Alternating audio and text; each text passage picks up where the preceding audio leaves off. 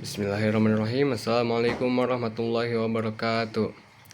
Perkenalkan, nama saya Hasan Abdul Razak, mahasiswa UIN Kusunan Gunung Jati Bandung, jurusan Ekonomi Syariah. Pada video ini saya akan membahas salah satu topik penting dalam makroekonomi, yaitu pengangguran, serta bagaimana kondisi ini terjadi di Indonesia dan bagaimana dampaknya terhadap kehidupan masyarakat. Apa itu pengangguran? Pengangguran adalah kondisi ketika seseorang yang tergolong angkatan kerja tidak memiliki pekerjaan tetapi sedang aktif mencari kerja. Dalam ekonomi makro, pengangguran menjadi indikator penting untuk mengukur kesehatan ekonomi sebuah negara. Semakin tinggi tingkat pengangguran, semakin besar potensi terjadinya penurunan konsumsi masyarakat dan peningkatan masalah sosial lainnya. Jenis-jenis pengangguran. Secara umum, terdapat 4 jenis pengangguran. Yang pertama, pengangguran struktural terjadi karena adanya perubahan struktur ekonomi, misalnya dari industri manufaktur ke teknologi digital. Yang kedua, pengangguran friksional terjadi karena adanya peralihan pekerjaan, misalnya lulusan baru yang masih mencari pekerjaan pertama. Yang ketiga, pengangguran siklikal berkaitan dengan siklus ekonomi, misalnya saat terjadi krisis ekonomi dan perusahaan melakukan PHK. Dan yang terakhir, pengangguran musiman yang muncul pada pekerjaan musiman seperti petani saat tidak musim tanam. Data pengangguran di Indonesia yang terbaru berdasarkan data BPS pada Februari 2024, tingkat pengangguran terbuka di Indonesia tercatat sebesar 5,32% atau sekitar 7,2 juta orang. Meski ini merupakan penurunan dibanding masa pandemi, namun angka ini tetap menunjukkan bahwa jutaan masyarakat Indonesia masih belum memperoleh pekerjaan tetap.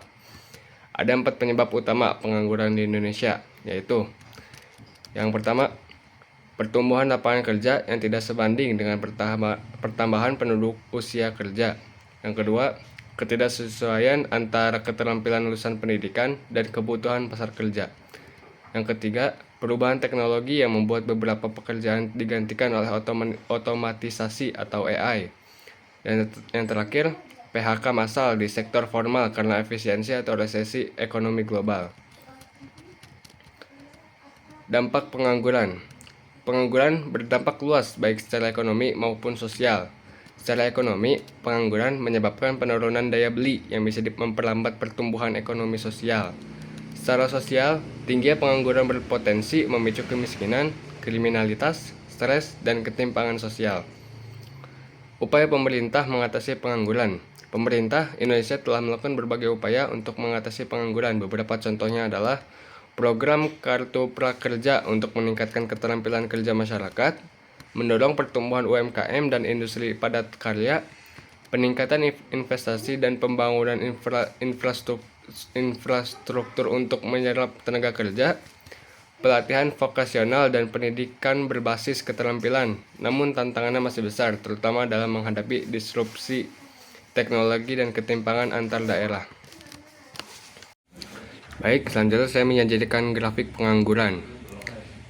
Grafik ini menunjukkan tren tingkat pengangguran terbuka atau TPT di Indonesia dari Februari 2019 hingga Februari 2023. Grafik ini penting untuk memberikan gambaran mengenai bagaimana kondisi ketenaga kerjaan di Indonesia dalam beberapa tahun terakhir, terutama sebelum, selama, dan setelah masa pandemi COVID-19. Pada awal grafik, yaitu Februari 2019, angka pengangguran berada di sekitar 5%, mencerminkan kondisi ekonomi Indonesia yang relatif stabil saat itu. Memasuki Agustus 2019, terlihat sedikit kenaikan namun belum signifikan dan masih dalam batas normal fluktuasi tahunan. Ketika pandemi mulai menyebar pada awal 2020, dampaknya langsung terasa terhadap sektor ketenagakerjaan. Banyak industri terpaksa menghentikan operasional atau melakukan pemutusan hubungan kerja atau PHK, terutama di sektor pariwisata, manufaktur, dan perdagangan. Hal ini menyebabkan lonjakan tajam tingkat pengangguran pada Agustus 2020 yang mencapai sekitar 7%, menjadi titik tertinggi dalam rentang waktu yang ditampilkan. Setelah lonjakan tersebut, secara bertahap, angka pengangguran mulai menunjukkan penurunan. Pada Februari 2021, TPT turun sedikit walaupun belum sepenuhnya pulih. Agustus 2021 menunjukkan adanya kenaikan kembali, kemungkinan karena dampak lanjutan dari pembatasan kegiatan masyarakat dan ketidakpastian ekonomi yang masih berlangsung. Namun tren perbaikan mulai lebih stabil sejak tahun 2022. Pada Februari dan Agustus 2022, angka pengangguran mulai konsisten turun, menunjukkan bahwa sektor usaha mulai bangkit dan kembali merekrut tenaga kerja. Hingga akhirnya, pada Februari 2023, TPT tercatat berada di sekitar 5,45%, hampir kembali ke tingkat sebelum pandemi. Ini menjadi sinyal positif bagi pemulihan ekonomi nasional. Kesimpulannya, berdasarkan grafik tersebut, kita dapat melihat bahwa pandemi COVID-19 memberikan dampak yang sangat besar terhadap tenaga kerjaan di Indonesia.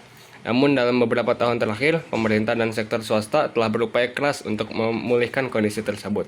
Penurunan tingkat pengangguran dari puncaknya pada tahun 2020 hingga awal 2023 menunjukkan bahwa berbagai kebijakan ekonomi seperti bantuan UMKM, kartu prakerja, serta investasi infrastruktur dan digitalisasi telah membantu menciptakan lapangan kerja baru. Namun demikian, kita tidak boleh terlena, masih banyak tantangan yang harus dihadapi seperti ketimpangan keterampilan, ketergantungan pada sektor informal, dan tingginya pengangguran di kalangan lulusan muda. Untuk itu, dibutuhkan strategi yang berkelanjutan dan kolaboratif antara pemerintah, dunia usaha, dan dunia pendidikan agar pertumbuhan ekonomi yang terjadi juga dapat menciptakan lebih banyak lapangan kerja yang berkualitas. Dengan pemahaman dan komitmen bersama, diharapkan pengangguran di Indonesia dapat terus ditekan hingga masyarakat dapat memperoleh pekerjaan yang layak, produktif, dan sesuai dengan keahlian mereka. Baik, segitu saja dari saya. Semoga ilmunya bermanfaat bagi kita semua. Terima kasih. Assalamualaikum warahmatullahi wabarakatuh.